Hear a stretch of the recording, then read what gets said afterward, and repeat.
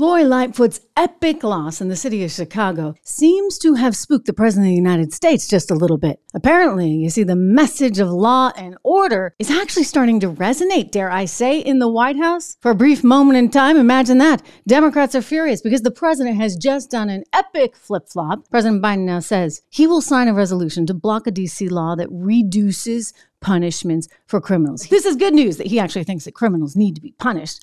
You're never going to believe the reaction, however, that we are seeing right now from the left about it. Meanwhile, you've been hearing about Hershey, have you? You know, you get the whole Women's Month thing going on, and so companies are trying to celebrate women. Well, Hershey's idea is to actually celebrate a man who thinks he's a woman. This is nothing but a ridiculous PR attempt to try and distract from the real issue at hand. The real issue is the safety of the chocolate itself. According to a new report, Hershey's chocolate is quite likely very dangerous to your health, chock full of metals that can cause irreversible neurological damage. I have the details on all of it. Plus, are the global elites unintentionally or intentionally, depending on how you see it, marching us towards a massive global conflict? In today's show, I am joined by one of the brightest minds in national security, the woman who has worked in multiple administrations, KT McFarland, to tell us how we can fix this international mess and restore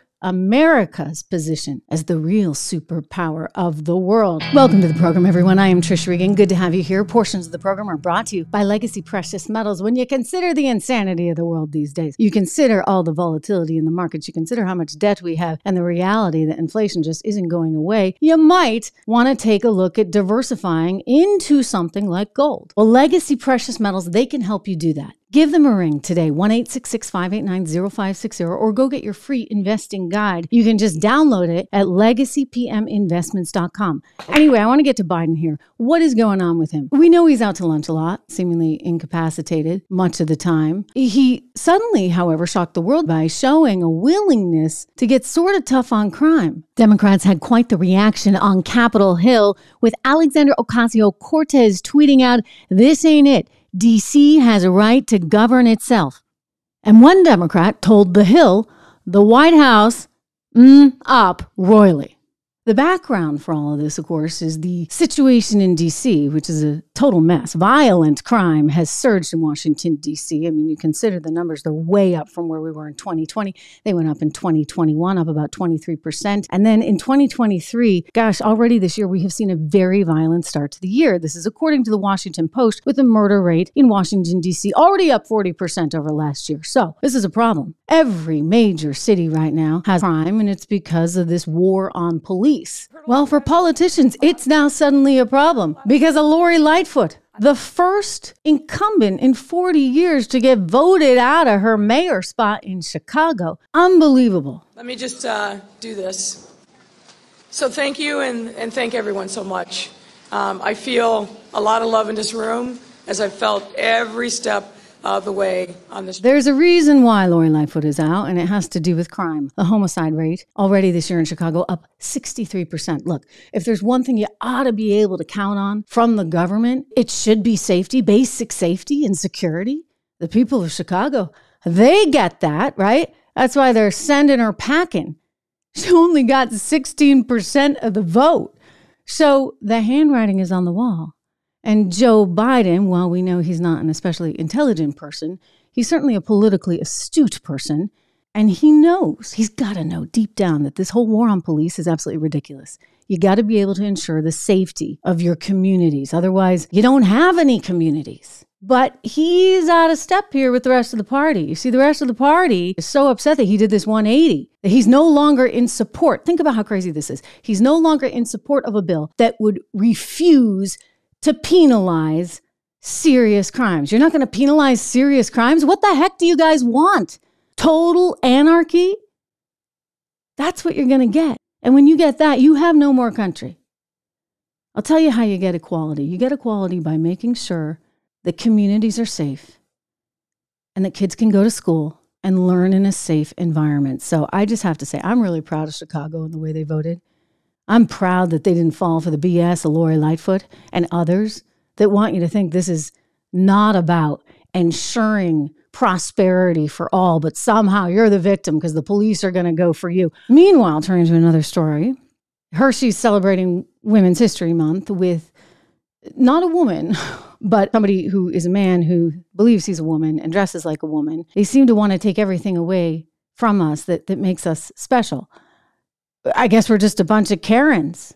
A man, if he feels like a woman and can swim faster than a woman, well, he deserves the blue ribbon, right? That's the whole idea here. This is honestly so stupid. Anyway, the truth behind it is that Hershey is in the middle of a massive problem. It's got a big lawsuit right now because it turns out its dark chocolate, according to Consumer Reports, is very dangerous, especially for kids. So Hershey's getting sued because there's this research from Consumer Reports showing that the dark chocolate they were putting out had very high levels of cadmium and lead. These are two heavy metals that have been linked to a whole host of problems, health problems, in children and in adults. According to the report, consistent long-term exposure to these heavy metals can actually result in a variety of health problems.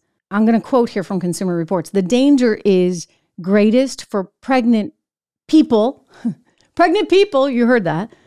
Consumer Reports is being politically correct. And young children, because it can cause developmental problems. It can affect brain development and lead to lower IQ. Look, there are a whole lot of reasons right now to stay away from Hershey dark chocolate. I suspect, just my intuition, I suspect this is a little bit of a PR stunt designed to distract from what's really going on and to kind of get a little bit of goodwill out there with the woke community. Because the truth is, this stuff sounds darn dangerous. I have taken all Hershey out of my house. I have taken all dark chocolate out of my house. I don't even like chocolate anymore. This stuff scares me so much. Cadmium and lead. I want to turn to what's going on in Ukraine right now. The Treasury Secretary of the United States of America made a recent trip. She showed up there in Ukraine on the heels of the president being there, and she had a $1.2 billion check. But wait, there's more. There's more where that came from. Listen to Ms. Janet Yellen right here. In the coming months, we expect to provide around $10 billion in additional economic support for Ukraine. You heard it? $10 billion. We need to be realistic. We need to reduce the power of Russia and China while simultaneously still ensuring our own power. And to do that, we're going to make sure that we are strong enough economically, militarily, because of a lack of diplomacy and a lack of foresight in terms of understanding the national security implications of economic decisions. I am so happy to welcome back to this show KT McFarland, my dear friend, who just has a pretty legendary history when it comes to national security. Just an incredible resume. KT McFarland, you had national security posts in the Nixon, Ford, and Reagan administrations. You were an aide to Dr. Henry Kissinger, Pentagon spokesperson, Deputy Assistant Secretary of Defense. It goes on and on. You are somebody who is steeped in national security issues. So welcome to the program. Good to have you here. It's always an honor to be with you. And I just love any interview with Trish because we can talk about a whole range of things. And you're always way ahead of where the public mood is, and you're always there first. You had a book that came out, Revolution, it is called, by KT McFarland. You effectively predicted exactly what we are seeing right now. How did this happen with Ukraine and Russia? How is it that China is becoming so involved? And how do we interpret this and deal with this right now without losing lives and marching straight towards World War III? There are solutions here, but we're not following them. For the last 20 or so years, the United States took our eye off the ball because we were in the forever wars in the Middle East, and we didn't really pay attention to China's rise. We also assumed, well, Russia, they're done. We won the Cold War. Don't have to worry about them. And so here we are, fast forward to a very different situation where now Ukraine is the battleground. Russia felt emboldened to invade. Now, why did they do it? First, because the Obama administration and the Biden administration, they didn't push back our shambolic withdrawal from Afghanistan. But the key, and you understand economics, the key was when President Biden canceled all of the American fossil fuel industry, his war on American fossil fuels. As a result of that, Russia suddenly, unexpectedly, became rich because they export oil, they export natural gas. The supply went down and the demand went up. The price went up. Russia's rich. Russia has a windfall of profits. So for the last year, they've had money that they can pay for a war in Ukraine. They've also, as much as we've had sanctions and all the other actions we've had against them, the Russian economy is doing great. The Russian economy is stronger right now than a lot of European countries' economies are. And so Russia, it can fight this war forever. On the other hand, we have in the Biden administration. KT, I got to stop you because that is not what the Biden administration is telling us. What we're hearing is, oh my gosh, it's almost over. They're on their last legs. And I'm like, well, my gosh, guys, it's been a year. And General Milley's telling us there's been 100,000 deaths. By the way, that's the reality of war that everybody seems to forget here. Biden goes over there. He's protected. Zelensky's protected.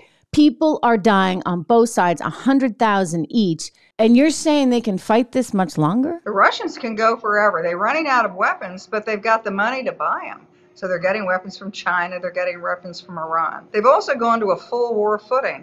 And Putin understands that if he doesn't win this war or come away with some kind of sort of success under his belt, he's done. I mean, he gets a bullet in the head. And the guy who comes after Putin is he's no kumbaya, let's all have peace guy. But at the same time, you have the Biden administration saying, well, we want unconditional surrender of the Russians. And we're going to do whatever it takes as long as it takes. The Wall Street Journal came out and said it was so far a spending amount of $200 billion. Janet Yellen, she's waving around a check. She said, I got $10 billion coming in the next 3 months. Where's this money coming from? Well, it comes from us, and it's not coming from the Europeans. The Europeans are contributing a little bit, but all the European countries combined, remember, Ukraine is in their neighborhood, they're not even doing as much as we are doing just alone. So the question becomes, how long can we keep doing this war of attrition? Putin says, I can't be defeated. I don't want to settle with anything. I can fight forever as long as energy prices are high. And then you have on the other side, the West saying, well, we're going to give them whatever it takes, and maybe we have to escalate. Putin has made it very clear throughout his history, he has no trouble destroying civilization. That's how he got to power in the first place. Exactly. He has no problem destroying civilizations. And for Putin, if it's a choice between Putin being in power and leveling Ukraine to stay in power, he probably does it. So my worry is we're kind of backing each other into these situations where everybody wants unconditional surrender, nobody wants to negotiate. There's no diplomacy, by the way. There's literally... There's no diplomacy that works. Diplomacy works when countries feel they have to do it. So I have a third way, and the third way is the Reagan way, which is understand Putin can fight forever as long as oil prices are high. How about we push oil prices low? How do you do that? End the war on fossil fuels. Within a couple of months' time, the price of oil, natural gas goes down. Putin may want to fight everywhere, but he doesn't have the money to do it. Then he's in a position where he has to negotiate. Right, but what you're talking about doing is the antithesis of everything that the left has stood for. I mean, what you're talking about doing makes sense, right? This is real politics as opposed to pie in the sky. Let's change overnight to electric vehicles and not consider. And by the way, I got nothing against EVs, all right? I'm all for all kinds of energy, but I care about the national security implications.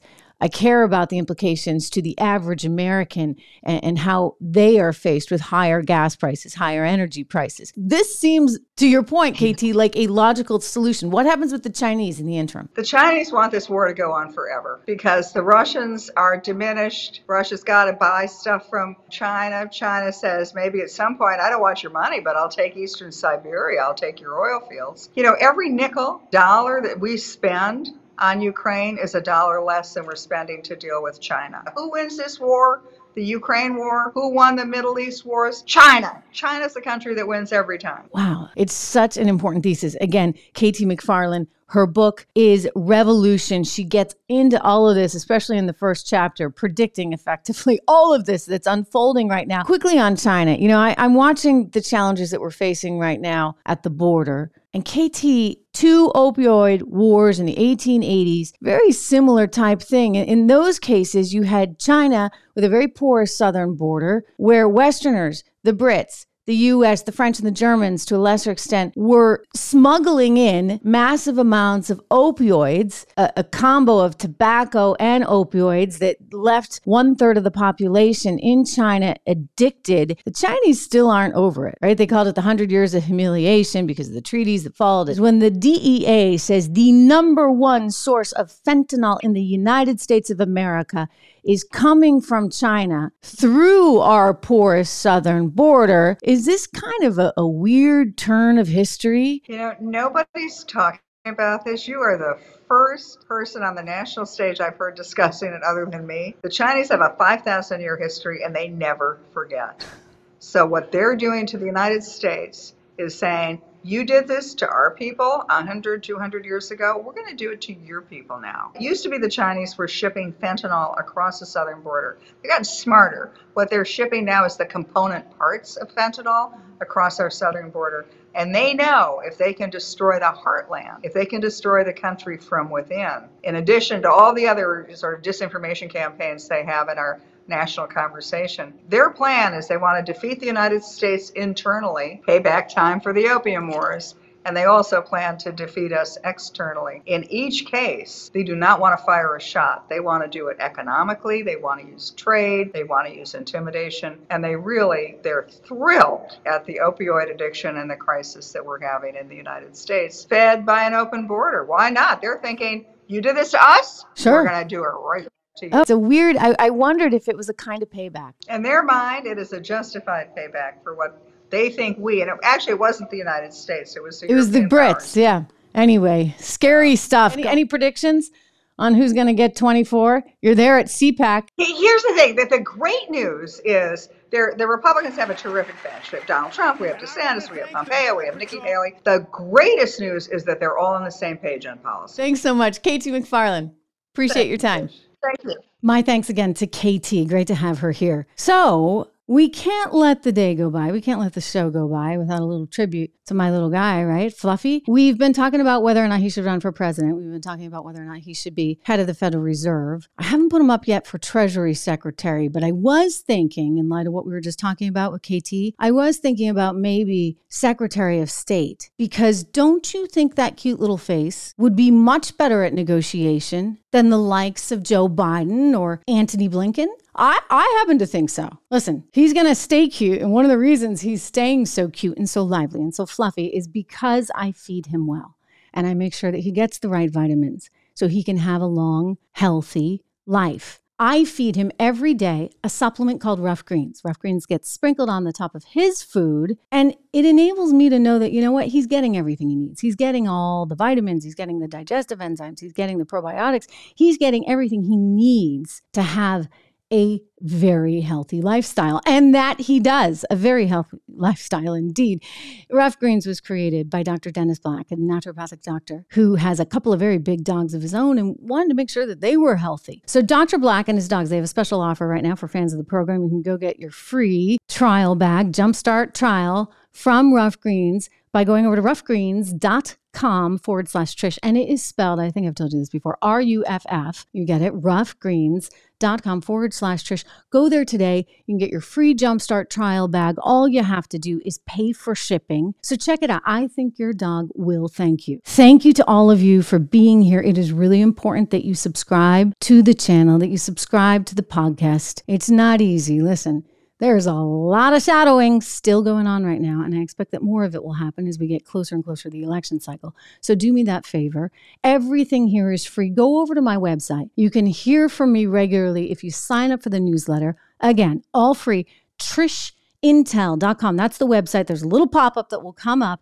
You subscribe, TrishIntel.com. That way we have a direct line to each other. I hope you have a wonderful weekend, everyone. I'll see you on social media over the weekend, and we'll be back here with another show. We got a big guest coming up who is on the committee to figure out the exact origins of the coronavirus. I think we know where it came from, but she'll explain. That's coming up on Monday. See you then.